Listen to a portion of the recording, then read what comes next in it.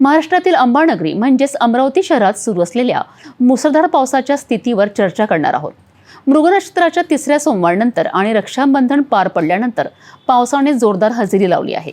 संकष्टी चतुर्थीच्या दुसऱ्या दिवसापासून सुरू झालेल्या या पावसाने अमरावतीचं जनजीवन पूर्णपणे विस्कळीत केलं आहे। नेमकी शहराची काय परिस्थिती आहे आणि नागरिकांना कोणत्या अडचणींचा सामना करावा लागतोय, पाहूया या विशेष वृत्तात।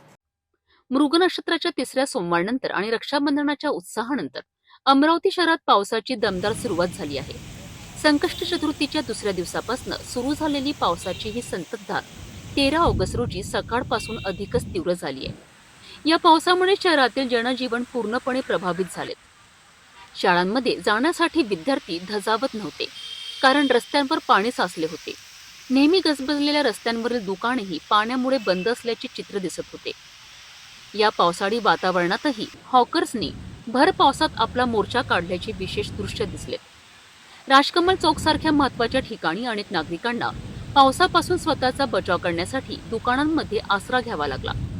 दिवसभर सुरू असलेल्या या पावसामुळे अनेक सखल भागात पाणी साचले आणि काही दुकानांमध्येही पाणी शिरल्याची माहिती मिळाली आहे। एकूणच अमरावती शहरवासियांना या पावसाचा मोठा फटका बसला असून जनजीवन पूर्णपणे विस्कळीत झाले आहे।